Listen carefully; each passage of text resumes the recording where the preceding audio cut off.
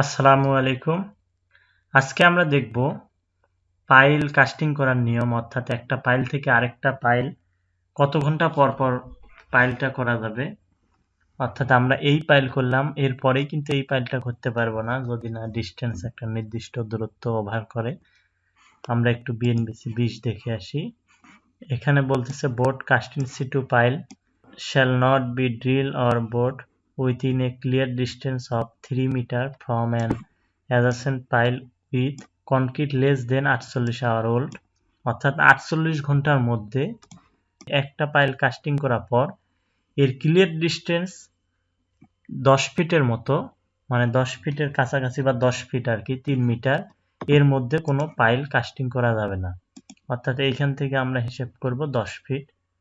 তাহলে এই যে এইটাও করা যাবে না, কারণ 3 মিটার ইকুয়াল 9.84 আসে, তার মানে 10 ফিট।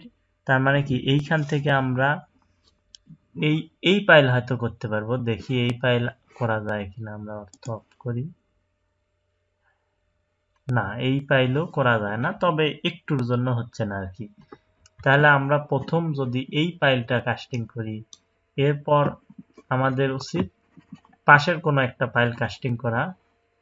অর্থাৎ তখন আমরা ধরবো কি এই পাশে এইটা কাস্টিং করতে পারবো। আবার এইটা করলে আবার এরপর আমরা কিন্তু আবার এইটা করতে পারবো না, কারণ 3 মিটার অতিক্রম করতে হবে, অর্থাৎ 10 ফিট অতিক্রম করতে হবে। তখন আবার এইখানে আসতে হবে অথবা এইখানে আসতে হবে।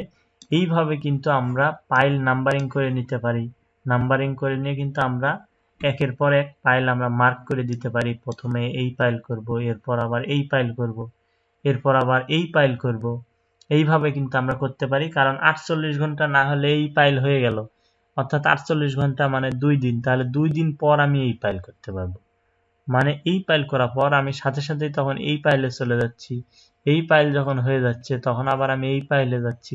এই পাইল যখন হয়ে যাচ্ছে এই পাইলে যাচ্ছি। অর্থাৎ আমাদের এই কোডে যেটা বলতেছে 48 ঘন্টার মধ্যে এবং 3 মিটারের দূরত্বের মধ্যে কোনো পাইল করা যাবে না। এই নিয়মটা মেনে আমাদের পাইলের কাস্টিংটা করতে হবে। Thank you.